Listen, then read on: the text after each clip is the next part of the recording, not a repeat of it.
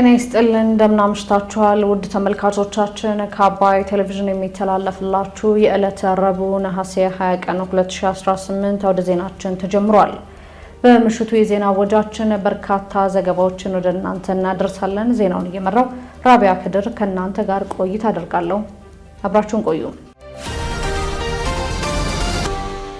በመጀመሪያ ክፍለ ጊዜ የመረጃ ጥንቅር ሰዓታችን የህወሓት ቡድንና ሻዕቢያ በጥምረት የሚያደርጉት የጦርነት እንቅስቃሴ በትግራይ ህዝብ ላይ ስጋት ደቅኗል ሲሉ ፕሮፌሰር ክንደያ ገብረህይወት መግለጻቸውን፣ የስራና ክህሎት ሚኒስቴር ወደ ካናዳ የሚደረግ የስራ ስምሪት አለመጀመሩን በማስታወቅ ህብረተሰቡ ከአጭበርባሪዎች እንዲጠነቀቅ ማሳሰቡን፣ እንዲሁም የሶማሌ ክልል በጅጅጋ ከተማ መድኃኔዓለም ቤተክርስቲያን ጋር ተያይዞ በተፈጠረ ችግር ተሳታፊ የነበሩ ግለሰቦች በቁጥጥር ስር ስለመዋላቸው ጨምሮ ሌሎች መረጃዎችን ይዘናል። አብራችሁን ቆዩ። የህወሓት ቡድንና ሻዕቢያ በጥምረት የሚያደርጉት የጦርነት እንቅስቃሴ በትግራይ ህዝብ ላይ ስጋት ደቅኗል ሲሉ ፕሮፌሰር ክንደያ ገብረህይወት ገለጹ። የስምረት ፓርቲ የስራ አስፈጻሚ አባል ፕሮፌሰር ክንደያ ገብረህይወት ከቅርብ ጊዜያት ወዲህ የህወሓት ቡድንና ሻዕቢያ በጥምረት የሚያደርጉት የጦርነት እንቅስቃሴ በትግራይ ህዝብ ላይ ስጋት ደቅኗል ብለዋል።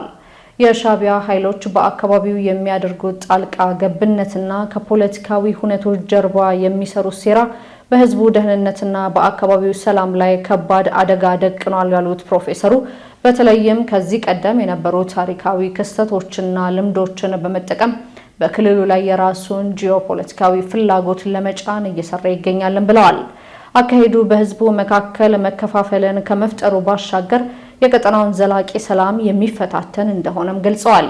ቡድኑ በፈጠረው ተጽዕኖ ምክንያት የትግራይ ህዝብና የክልሉ ታጣቂ ኃይል የህወሓት መስዋዕትነት እንዲከፍል ለሰላም እጦትና ለንብረት ውድመት እንዲሁም ለከባድ የደህንነትና የኢኮኖሚ ጫና ዳርጎታል ሲሉ ያስረዱት ፕሮፌሰር ክንደያ ቡድኑ የሻዕቢያን እቅድ ለማሳካት ቀን ከሌት እየሰራ በመሆኑና ይህንን ተልዕኮ ለማፍረስም የዓለሙ ማህበረሰብ እንዲያውቀው ለማድረግ ተደራጅቶ መታገል ያስፈልጋል ሲሉ ጥሪያቸውን አቅርበዋል። ህዝቡ ከምንም በላይ ሰላም፣ መረጋጋትና የሉዓላዊነቱ መከበር የሚሻ መሆኑን በመግለጽ በአካባቢው ያሉ አካላት ወደ እውነተኛ የሰላም መንገድ ካልመጡ የቀጠናው ቀውስ የበለጠ ሊስፋፋ እንደሚችል በመገንዘብ ከፍተኛ ጥንቃቄ ማድረግ እንደሚገባ ለኢትዮጵያ ፕሬስ ድርጅት በሰጡት ቃለ መጠይቅ አሳስበዋል።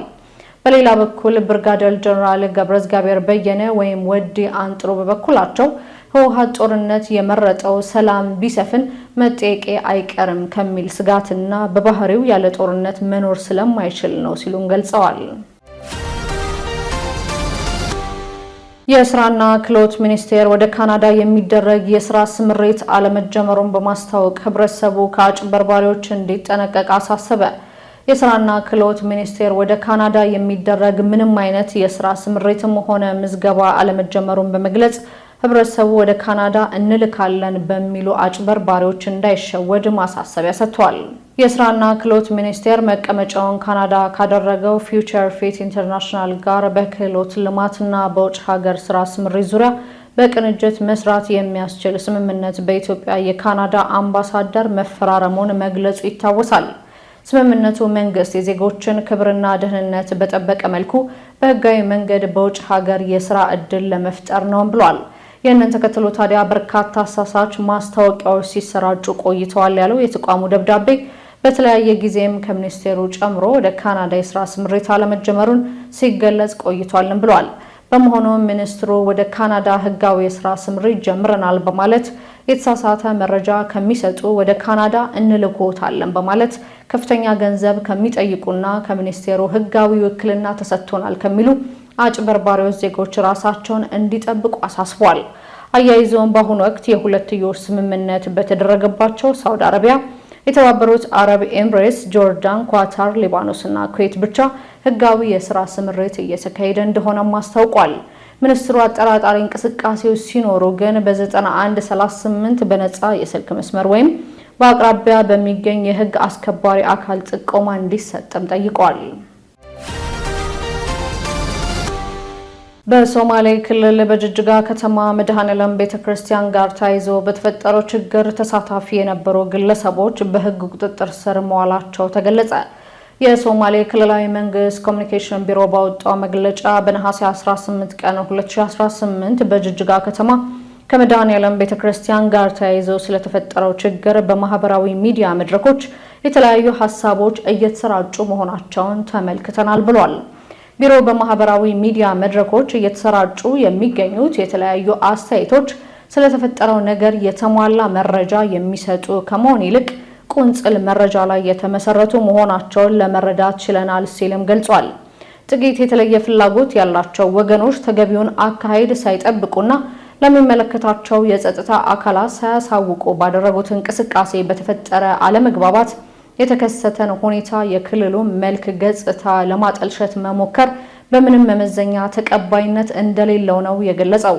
ክስተቱ መፈጠሩን ተከትሎ ጉዳዩን ከመነሻው ጀምሮ በመመርመር ሕግና ስርዓትን የማስከበር እንዲሁም ተገቢውን የማስተካከያ እርምጃ የመውሰድ ስራ የሚመለከታቸው አካላት በቅንጅትና በሰፊ ሀገራዊ ኃላፊነት እየሰሩበት እንደሚገኙም ጠቁሟል።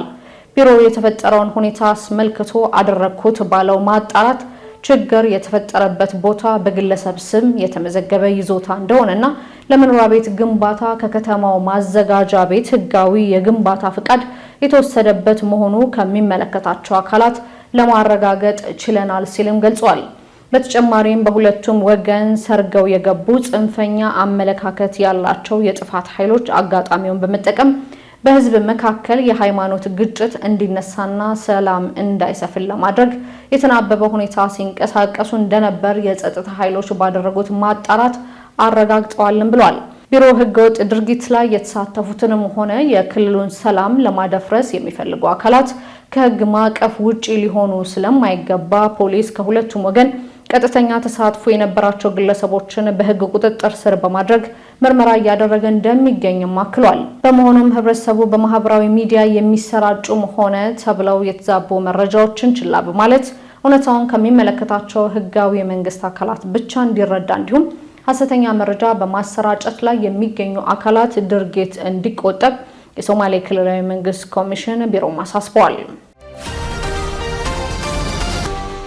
የተወደዳችሁ ተመልካቾቻችን እየተከታተላችሁ ያላችሁት ከአባይ ቴሌቪዥን የአውደ ዜና የመረጃ ሰዓታችን አሁንም ቀጥሏል።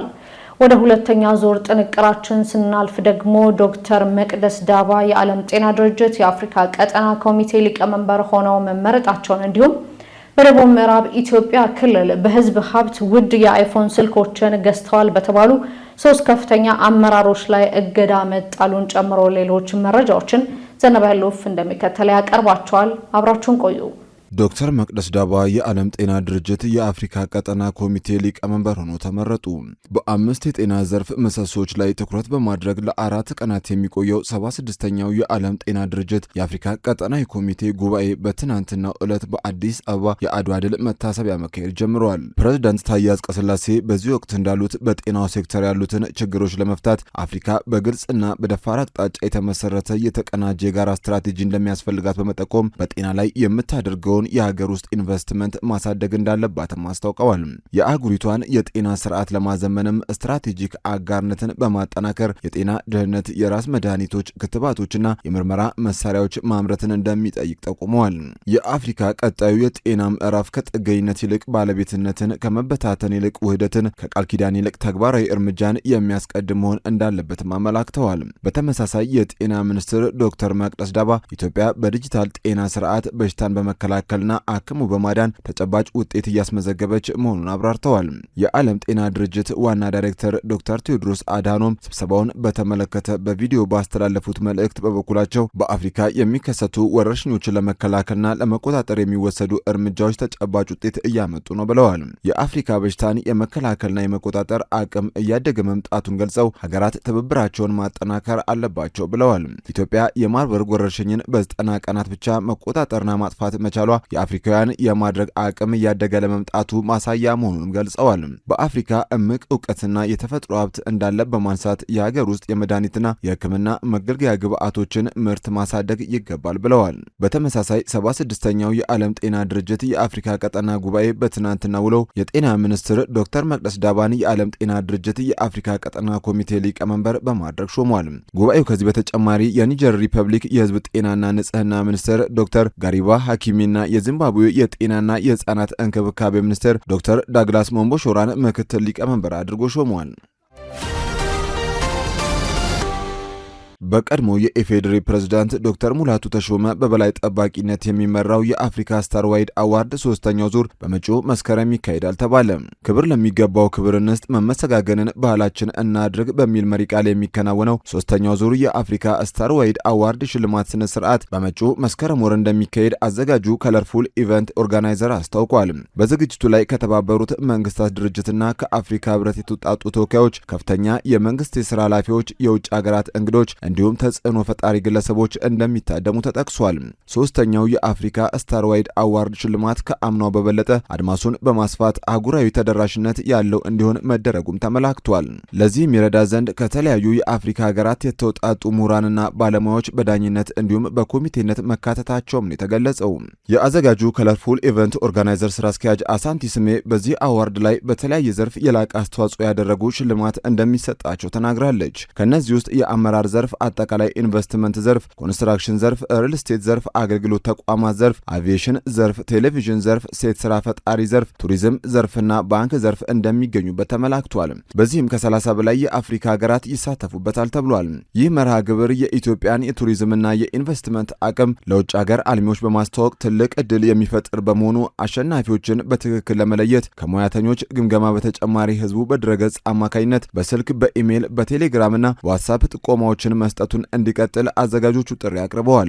የአፍሪካ ስታር ዋይድ አዋርድ ለሀገርና ለህዝብ የጎላ አስተዋጽኦ ያበረከቱ ግለሰቦችን፣ ስኬታማ አመራሮችንና ተቋማትን ለመዘከርና ለስኬታቸው እውቅና ለመስጠት የሚያገለግል የሽልማት መድረክ መሆኑ ተገልጿል። በደቡብ ምዕራብ ኢትዮጵያ ክልል በህዝብ ሀብት ውድ አይፎን ስልኮችን ገዝተዋል በተባሉ 3 ከፍተኛ አመራሮች ላይ እገዳ ተጣለ። በደቡብ ምዕራብ ኢትዮጵያ ህዝቦች ክልል ጤና ቢሮ ለህዝብ ጤና አጠባበቅ ከተመደበ ፕሮግራም በጀት አላግባብ ውድ የአይፎን ስልኮችን ለአመራሮች ገዝተዋል በሚል የተጠረጠሩ 3 ከፍተኛ አመራሮች ከዛሬ ጀምሮ ከኃላፊነታቸው መታገዳቸውን የክልሉ መንግስት አስታውቋል። የክልሉ መንግስት ባወጣው ይፋዊ መግለጫ እንደገለጸው ውሳኔ የተወሰደው ከህብረተሰቡ የቀረቡ ጥቆማዎችን፣ በማህበራዊ ሚዲያ የተሰራጩ መረጃዎችንና የውስጥ አመራር ምዘናዎችን መነሻ በማድረግ ነው ተብሏል። መንግስት ለጉዳዩ የሰጠውን አጽንኦት ተከትሎ ይህንኑ ጉዳይ በጥልቀት በማየት ህጋዊነቱንና አሰራሩን የሚያጣራ የሚመለከታቸው የፍትህ፣ የኦዲትና የጸረ ሙስና አካላትን አደራጅቶ ወደ ምርመራ ስራ መገባቱን በመግለጫው አስታውቋል። ጉዳዩ ተጣርቶ እርምጃ እስኪወሰድ በደረሰው ጥቆማና በአጠቃላይ አመራር ግምገማና ምዘና መድረኮች በተነሱ ጭብጦች መነሻ በጉዳዩ የተጠረጠሩ 3 አመራሮችን ከዛሬ ጀምሮ ከኃላፊነታቸው እንዲታገዱ መደረጋቸውን አመላክቷል። ምርመራው እንደተጠናቀቀ በባከነው የህዝብ ሀብትና ብልሹ አሰራር ላይ እጃቸው ባለበት አካላት ላይ የማያዳግም ህጋዊና አስተዳደራዊ እርምጃ ይወሰዳልም ብሏል። የክልሉ መንግስት ለህዝቡ ምስጋና በማቅረብ በቀጣይም እውነተኛ መረጃዎችን በመስጠትና ብልሹ አሰራሮችን በማጋለጥ ከምርመራ ቡድኑ ጎን እንዲቆም ጥሪ ማቅረቡን ከደቡብ ምዕራብ ኮሚኒኬሽን የተገኘው መረጃ ያመለክታል። በዝርዝር ወደ ያዝነው መረጃ ስናልፍ ደግሞ ኢራንና ኦማን በሆርሙዝ ወሽመጥ ጉዳይ ስምምነት ላይ መድረሳቸውን የኢራን አብዮታዊ ዘብ አስታወቀ። ኢራንና ኦማን በወሳኙ የሆርሙዝ ሰርጥ የጋራ ቁጥጥርና የገቢ ክፍፍልን በተመለከተ ስምምነት ላይ መድረሳቸው ተነግሯል። ሆኖም አሜሪካ የቀረቡላትን ቅድመ ሁኔታዎች ካልተቀበለች አሁንም ለዓለም አቀፍ የነዳጅ ንግድ ትልቅ መተላለፊያ የሆነው ወሽመጥ እንደማይከፈት የተገለጸ ሲሆን ይህም በቀጠናው ያለውን ወታደራዊና ኢኮኖሚያዊ ውጥረት እንደገና እንደሚያባብሰው ተሰግቷል። ዘሩፋኤል ሀብታሙ እንደሚከተለው ያስደምጠናል።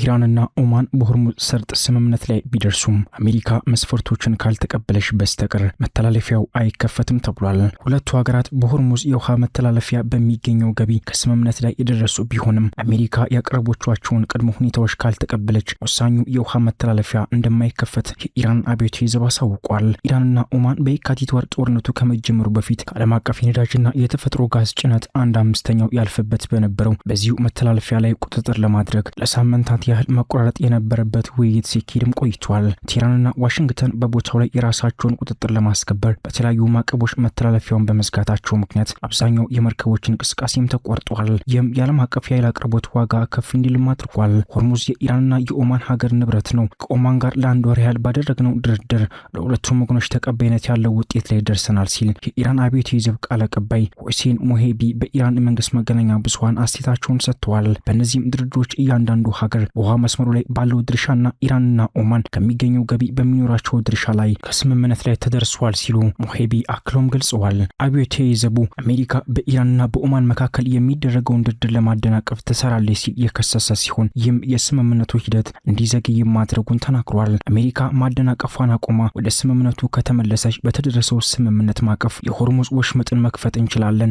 አሜሪካ መስፈርቶቻችንን የማትቀበል ከሆነ ግን የሆርሙዝ ወሽመጥ በማንኛውም ሁኔታ አይከፈትም ሲሉ የአብዮታዊ ዘቡ ቃል አቀባይ ሞሄቢ ተናግረዋል። በአሜሪካና በኢራን መካከል ያለው ቀጥተኛ ወታደራዊ ግጭት ከቅርብ ሳምንታት ወዲህ ጋብ ያለ ቢሆንም የሰላም ስምምነት ለማድረስ የሚደረገው ዲፕሎማሲያዊ ጥረቶች በመቀጨጫቸውና በመርከቦች ላይ የሚፈጸመው ጥቃቶች በመቀጠላቸው በሆርሙዝ በኩል ማለፍ አሁንም አደገኛ ሆኖም ቀጥሏል። ኢራን እሁድ ዕለት የ45 መርከቦችን ዝርዝር በጥቁር መዝገብ ላይ አስፍራ ይፋ ያደረገች ሲሆን ይህም የባህረ ሰላጤውን የእህል አቅርቦት አምራች የኢራንን እገዳ ለማስቀረት የሚያደርጉትን የነዳጅ ማስተላለፍ እንቅስቃሴ ለማቆም ያለመም ይመስላል። አንዳንድ ኩባንያዎች በጥቁር መዝገብ ዝርዝር ውስጥ የተካተቱ መርከቦችን መጠቀም ለማቆም ማቀዳቸውን ምንጮችም ገልጸዋል። የኢራንን ኢኮኖሚ ለመጫን ባለው ፍላጎት አሜሪካ በዚህ ሳምንት መጀመሪያ ላይ ከኢራን ጋር ንግድ የሚያካሂዱ ሀገራትን እንደምትቀጣ ያስጠነቀቀች ቢሆንም ወዲያውኑ ግን ማዕቀብ እንደማትጥልም ገልጻለች። እነዚህ ማዕቀቦች የአሜሪካን እገዳ በመጣስ ከኢራን የሚደረገውን የነዳጅ ኤክስፖርት ያመቻቻሉ ተብሎ የሚጠረጠሩ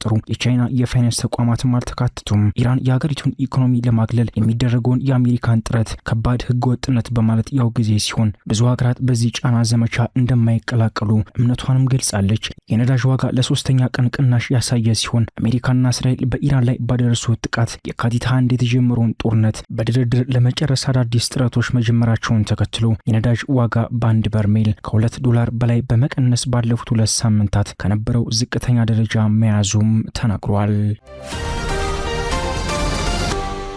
ስትከታተሉት የነበረው የዕለተ ረቡዕ ነሐሴ 20 ቀን 2018 ከአባይ ቴሌቪዥን የወደ ዜና የመረጃ ጥንቅር ሰዓታችን ይህንን ይመስል ነበር። አብራችሁን ስለነበራችሁ ከልብ እያመሰገንን በያላችሁበት መልካም ምሽት።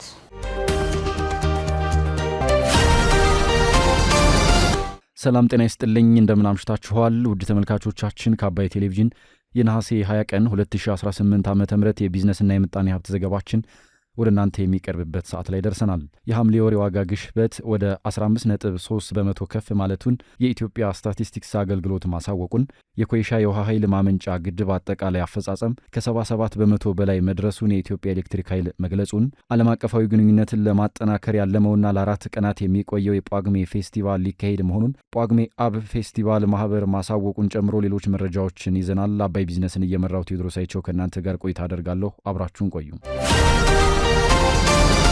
የሐምሌ ወር የዋጋ ግሽበት ወደ 15.3 በመቶ ከፍ ማለቱን የኢትዮጵያ ስታቲስቲክስ አገልግሎት አስታወቀም።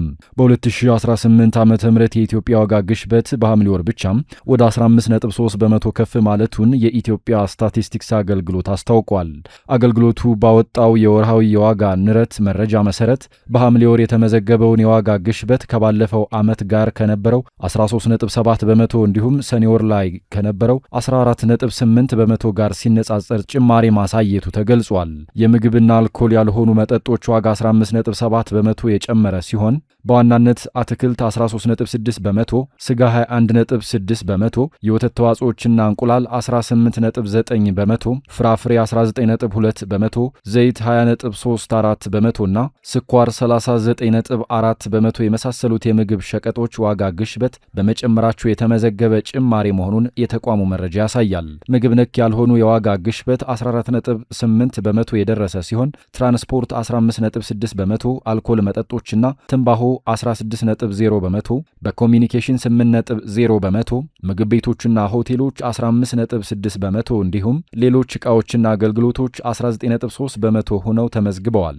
የዋጋ ንረቱ በ2018 ዓ.ም መጀመሪያ ወራት ላይ በመቀነስ ዝቅተኛ ደረጃ ላይ ከደረሰ በኋላ ከሚያዝያ ወር ጀምሮ ዳግም እየጨመረ የመጣ ሲሆን በመጋቢት ወር የነበረው የዋጋ ንረት ከወራት ዝቅተኛ ደረጃዎች አንዱ ነበር ተብሏል። ባለፈው ዓመት ከነበረው የዋጋ ግሽበት ከ13.7 በመቶ ጀምሮ በዓመቱ መካከል እስከ 9 በመቶ አካባቢ ዝቅ ብሎ ነበር። ይሁን እንጂ ዳግም በመጨመር በሰኔ ወር 14.8 በመቶና በሐምሌ ወር 15.3 በመቶ መድረሱን ከኢንስቲትዩቱ ያገኘነው መረጃም ያመላክታል። የኮይሻ የውሃ ኃይል ማመንጫ ግድብ አጠቃላይ አፈጻጸም ከ77 በመቶ በላይ መድረሱን የኢትዮጵያ ኤሌክትሪክ ኃይል ገለጸም። የኮይሻ የውሃ ኃይል ማመንጫ ግድብ አጠቃላይ አፈጻጸም ከ77 በመቶ በላይ መድረሱን የፕሮጀክቱ ስራ አስኪያጅ ኢንጂነር መብራቱ ተሾመ ተናግረዋል። 201 ሜትር ርዝመት ያለው የግድብ ግንባታው 6.4 ሚሊዮን ሜትር ኪዩብ የአፈር ቁፋሮ በማካሄድ አጠቃላይ ግድቡ ከሚፈልገው 7.72 ሚሊዮን ሜትር ኪዩብ የኮንክሪት ሙሊት ውስጥ 81.2 በመቶ ማለትም 6.27 ሚሊዮን ሜትር ኪዩብ የኮንክሪት ሙሊት ስራ መከናወኑን ተናግረዋል። የፕሮጀክቱ ስራ አስኪያጅ ኃይል ማመንጫ ቤቱ የቁፋሮ ስራ እንዲሁም የሲቪል ስራው የመጀመሪያ ደረጃ የኮንክሪት ሙሌት ሙሉ በሙሉ መጠናቀቁን ጠቁመዋል። የኤሌክትሮ ሜካኒካል ስራውን በታቀደው ጊዜ ለማጠናቀቅ ዕቃዎች በበርካታ ፋብሪካዎች እንዲመረቱ መደረጉንም ገልጸዋል። የፋይናንስ አቅርቦት በተለይም የውጭ ምንዛሬ እጥረትና ተያያዥ ችግሮች በግንባታው ሂደት ላይ አሉታዊ ተጽዕኖ ፈጥረው መቆየቱን ያስታወሱት ኢንጂነር መብራቱ አሁን ላይ ተቋሙ ለፕሮጀክቱ የሚያስፈልገውን ፋይናንስ በራሱ በመሸፈኑ ግንባታው እየተፋጠነ ይገኛል ነው ያሉት። የግድቡን ግንባታ በተያዘው በጀት ዓመት መጨረሻ ለማጠናቀቅና በጥቅምት ወር 2021 ዓ.ም የመጀመሪያውን ተርባይን ወደ ኦፕሬሽን ለማስገባት እየተሰራ ስለመሆኑም መጠቆማቸውን ከኢትዮጵያ ኤሌክትሪክ ኃይል ያገኘነው መረጃ ያመላክታል። የፕሮጀክቱን ግንባታ እስከ ግንቦት 2021 ዓ.ም ድረስ ሙሉ በሙሉ ለማጠናቀቅ ታቅዶ እየተሰራ እንደሚገኝም አክለዋል። ዓለም አቀፋዊ ግንኙነትን ለማጠናከር ያለመውና ለ4 ቀናት የሚቆየው የጳጉሜ ፌስቲቫል ሊካሄድ መሆኑን ጳጉሜ አብ ፌስቲቫል ማህበር ገለጸም። ጳጉሜ አብ ፌስቲቫል ኃላፊነቱ የተወሰነ የግል ማህበር በሀገራችን ሀገር አቀፍ ፌስቲቫል በመባል ከ2018 ዓ.ም ጀምሮ ፓተንት ፈቃድ ኖሮት በጳጉሜ ወር ዓለም አቀፍ ፌስቲቫል እያዘጋጀ መሆኑን ዛሬ በሰጠው መግለጫ አስታውቋል። የፌስቲቫሉ ዓላማ ሀገር አቀፍና አህጉር አቀፍ የባህልና የኤግዚቢሽን ፌስቲቫል የኢትዮጵያውያን ብቻ በሆነው በጳጉሜ ወር በማከናወን ኢትዮጵያን የቱሪስት መዳረሻ በማድረግ ማህበረሰቡን የእርስ በርስ ትስስር ማጠናከርና ኢኮኖሚያዊ ተጠቃሚ እንዲሆን ለማድረግ መሆኑን ማህበሩ ገልጿል። ጳጉሜ አብ ፌስቲቫል ኃላፊነቱ የተወሰነ የግል ማህበር በመግለጫው ይህ ፌስቲቫል ላለፉት 8 ዓመታት በደመቀ ሁኔታ እየተዘጋጀ የቆየ መሆኑን ገልጾ ዘንድሮም ለየት ባለ ሁኔታ ለ9ኛ ጊዜ ጳጉሜ የአፍሪካ ወርቃማ ወር በሚል ከጳጉሜ 2 እስከ 5 በአፍሪካ ህብረት ግቢ ውስጥ በአይነቱ ልዩና የመጀመሪያ የሆነው የጳጉሜ ፌስቲቫል ሀገራዊ ፋይዳ ያለውና ዓለም አቀፋዊ ግንኙነትን የሚያጠናክር ታሪካዊ ኩነቶችን ጨምሮ በተለያየ ዝግጅት እንደሚከናወን አስታውቋል። የፌስቲቫሉ ዋና ዓላማ የኢትዮጵያ ብሔር ብሔረሰቦችና ህዝቦች ባህላዊ እሴቶች፣ መገለጫዎች፣ የተፈጥሮ መስህቦች እንዲሁም የኢንቨስትመንት አማራጮች ለሀገር ውስጥና ለውጭ ሀገር ጎብኚዎች ማስተዋወቅ፣ የጳጉሜ ፌስቲቫል የጳጉሜ ወርን ዓለም አቀፍ ይዘት ያለው ከመላው ሀገራችን እንዲሁም ከመላው አፍሪካ በየዓመቱ የባህል ቡድኖች የሚመጡበት የ13ኛ ወርን ኢንተርናሽናል ፌስቲቫል እንዲሆን ማድረግ እንዲሁም ጳጉሜ የአፍሪካውያን ወርቃማ ወር የሚለውን ሐሳብ ማስተዋወቅና የአፍሪካውያንን አንድነት ማጠናከር መሆኑን ማህበሩ በመግለጫው አብራርቷል። የዕለቱ የቢዝነስና የምጣኔ ሀብት ዘገባችን የተከታተላችሁትን ይመስል ነበር። አብራችሁን ስለነበራችሁ ከልብ እናመሰግናለን። በያላችሁበት መልካም ምሽት።